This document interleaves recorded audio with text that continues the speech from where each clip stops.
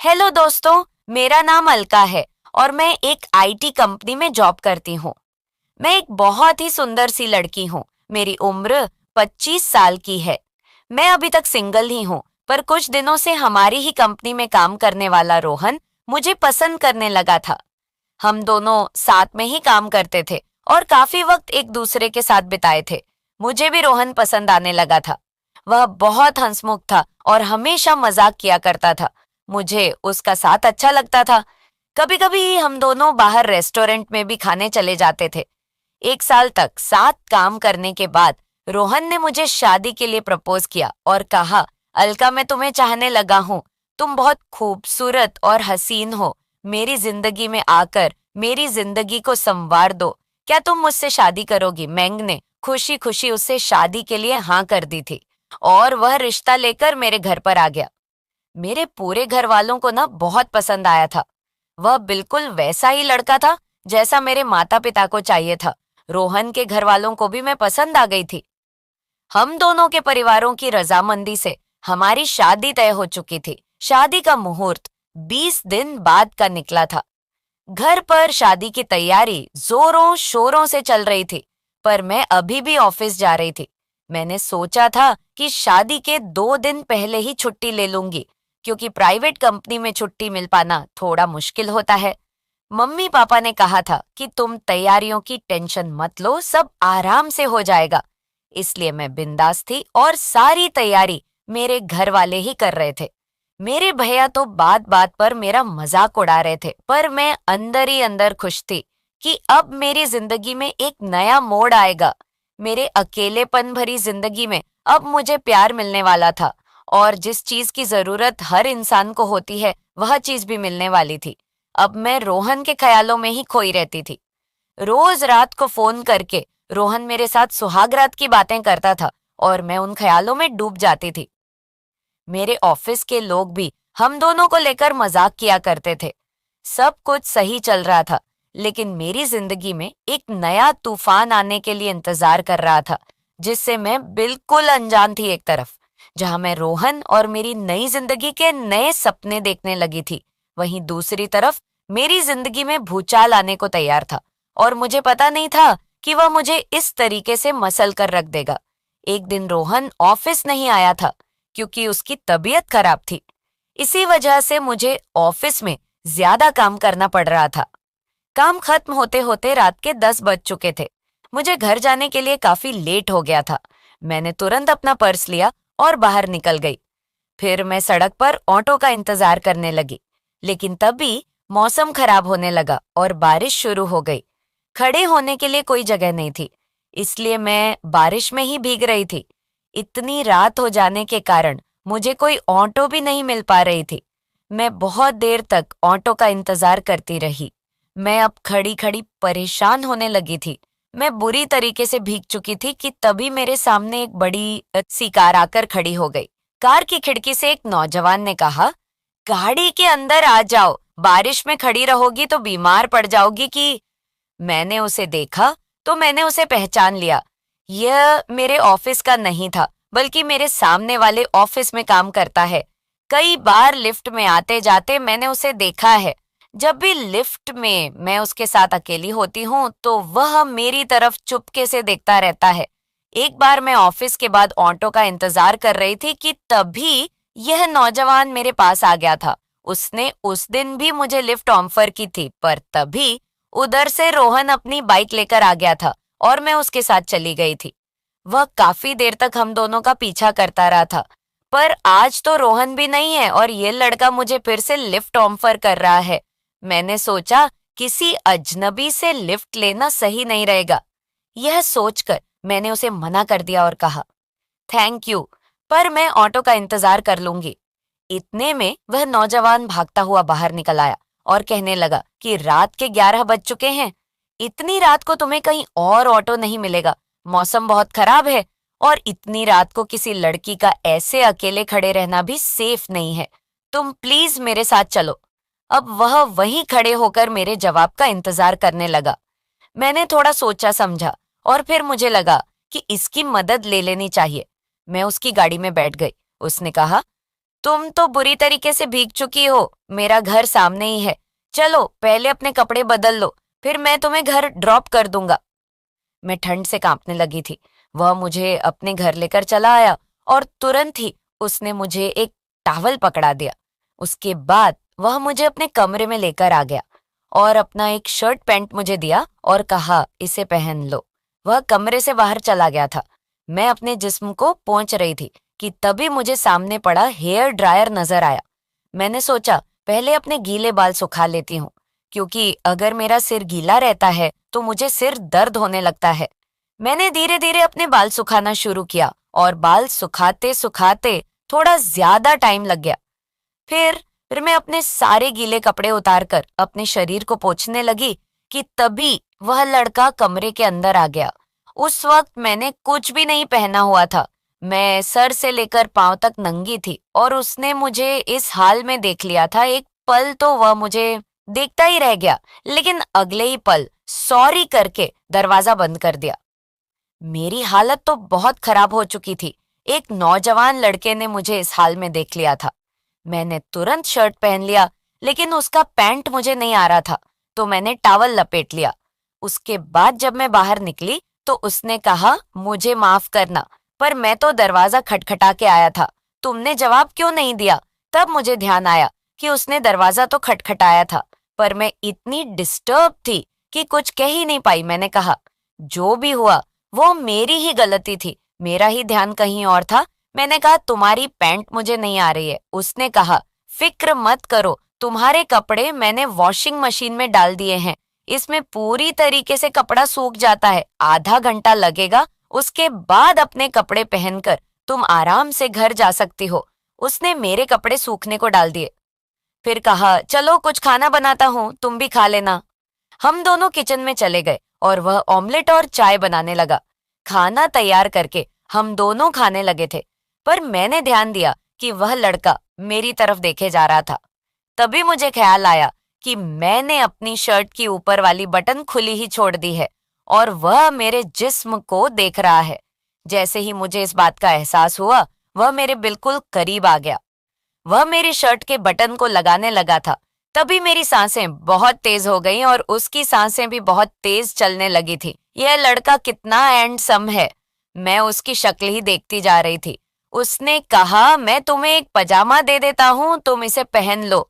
इतना कहकर वह मेरे लिए एक पजामा लेकर आ गया।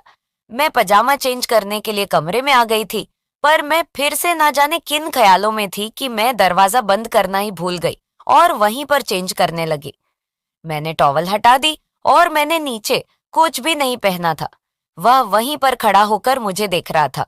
मैं पजामा पहनने से पहले ही वह मेरे पास आ गया और मुझे अपनी बाहों में भरकर मेरे होठों को चूमने लगा। मैं बहकने लगी। उसने मुझे बिस्तर पर लिटा दिया। हम दोनों की ही सांसें तेज चलने लगी थी। वह मुझे बेताश चूमने लगा था और मैं उसके प्यार में ढलती जा रही थी। न जाने कैसा खुमार छाया कि मुझे किसी भी चीज का होश नहीं रहा। वह मुझे चूमते हुए मेरे शर्ट के बटन खोलने लगा। किसी लड़के ने मुझे पहली बार किस किया था। रोहन ने भी मुझे आज तक किस नहीं किया था। बस मेरा हाथ पकड़ा था। रोहन का ख्याल आते ही मुझे याद आ गया कि मेरी शादी होने वाली है। पर अब मैं इस रोमांचक सफर के उस मोड़ पर पहुंच चुकी थी कि चाहकर भी अपने आप को रोक ना पाई। उसने धीरे धीरे मेरे शर्ट की सारी बटनें खोल दी। मैं उसकी प्यार की गहराई में डूब गई। आधे घंटे तक हम सुध बुध खोकर मोहब्बत करते रहे, लेकिन तभी अचानक मुझे लगा कि यह मैं क्या कर रही हूँ। यह सोचते ही मेरी आंखों से आंसू निकल आए। मैंने कहा, यह क्या कर रहे हो? मैं तो तुम्हें जानती तक नहीं हूँ। उसने कहा, मैं आकाश हूँ, आकाश सिंघानिया। ये नाम सुनते ही मैं चौंक उठी, क्योंकि मेरे बगल वाले ऑफिस का सीईओ आकाश सिंघानिया है। यानी कि ये एक काफी रईस लड़का है। और ये कहीं मुझे जानता तो नहीं, क्योंकि हर वक्त ये मुझे अपनी बिल्डिंग के आसपास मिल जाता है और मेरे साथ रोज लिफ्ट में एक साथ ही चढ़ता उतरता है। लेकिन मैंने कभी उस पर ध्यान नहीं दिया था। मैंने कहा, रुक जाओ, इससे ज्यादा कुछ नहीं करो। हालांकि मैं खुद को ही रोक नहीं पा रही थी, पर शायद वह मेरी आंखों में आंसू देखकर रुक गया और कमरे से बाहर चला गया। उसने अपनी हद पार नहीं की थी और मेरी इज्जत सही सलामत थी। मैं जल्दी से उठी तो देखा मेरे गीले कपड़े सूख चुके हैं। मैंने जल्दी से अपने कपड़े पहन लिए और बाहर आ गई। आकाश मुझसे नजरें नहीं मिला रहा था, पर मैं उससे बात करना चाहती थी। वह मेरी तरफ बिना देखे बोला, चलो अलका, तुम्हें घर ड्रॉप कर देता हूं। हम दोनों कार में बैठ गए। मैं चाहती थी कि आकाश मुझसे बात करे, जो कुछ भी हमारे बीच में हो चुका है उसके बारे में कुछ तो कहे, पर वह तो मुझसे नजरें तक नहीं मिला पा रहा था। मेरे घर के पास आकर वह रुक गया और बोला, चाहो तो छाता ले जा सकती हो। मैं उसकी तरफ देखने लगी थी तो उसने अपना पर्स निला और अपना कार्ड मुझे दे दिया। मैं कार्ड को हाथ में लिए उसके कुछ बोलने का इंतजार करने लगी, पर वह खामोश रहा। अचानक ना जाने मुझे क्या हुआ, मैं उसके करीब चली गई और उसके होठों पर किस किया। वह मेरी तरफ प्यार भरी नजरों से देखता रहा। मैं कार से उतर कर अपने घर आ गई थी। अपने बेडरूम में जाकर आधे घंटे तो मैं यही सोचती रही कि आज क्या हो गया। तभी उसका कार्ड मैंने देखा तो उसमें उसका फोन नंबर था। बिना सोचे ही मैंने उसके नंबर को डायल किया। आकाश ने फोन उठाया तो मैंने कहा, मैं अलका बोल रही हूं। आज जो कुछ भी हुआ, उसने मेरी बात को बीच में ही काटते हुए कहा। मैं उसी के बारे में सोच रहा हूं। अपने बेड में लेटे लेटे उन यादों में खोया हुआ हूं। वह मेरी जिंदगी का सबसे खूबसूरत लम्हा था। न जाने मेरे दिल को क्या हो गया था। यह कौन सा खिंचाव था कि मैं आकाश की ओर खींचती चली जा रही थी, और यही सब सोचते सोचते मैं सो गई थी। अगले दिन जब मैं सुबह उठी तो मोबाइल लेकर आकाश को गुड मॉर्निंग का मैसेज भेजा। आज शनिवार था और हमारी छुट्टी थी। इसका मतलब मैं आज आकाश को नहीं देख पाऊंगी। तुरंत उसका रिप्लाई आया, आज क्या कर रही हो? मुझे आज शादी की शॉपिंग के लिए जाना था। पर मैंने उसे लिखा कि मैं आज फ्री हूं। यह मोहब्बत थी या कुछ और, पता नहीं। उसने लिखा, मेरे घर पर लंच पर आ जाओ, 12 बजे तक आ जाओ, मैं लंच तैयार रखूंगा। मैंने घड़ी देखा तो 10 बज चुके थे। मैं जल्दी से तैयार हो गई। अपनी मम्मी पापा से कह दिया कि मैं अकेले शॉपिंग पर जा रही हूँ। आज मुझे रोहन से भी मिलना है, लेकिन उससे पहले मैं आकाश से मिलना चाहती थी। जो कुछ भी हमारे बीच में हुआ था, उससे मेरी जिंदगी में भूचाल आ चुका था। मैं खींचती हुई उसके घर 12 बजे तक पहुंच गई। मुझे देखकर वह मुस्कुरा आया और घर के अंदर बुला लिया और बोला, खाना तैयार है, पहले खा लेते हैं फिर बातें करेंगे खाना खाने के बाद। मैंने कहा, देखो आकाश, कल जो कुछ भी हुआ वह ना जाने कैसे हो गया। मेरी शादी तय हो चुकी है और 19 दिन के बाद मेरी शादी है। मेरी बात सुनकर उसके चेहरे पर गुस्सा साफ नजर आने लगा था, जैसे कि वह मुझे खोना नहीं चाहता। क्या वह मुझसे प्यार करता है?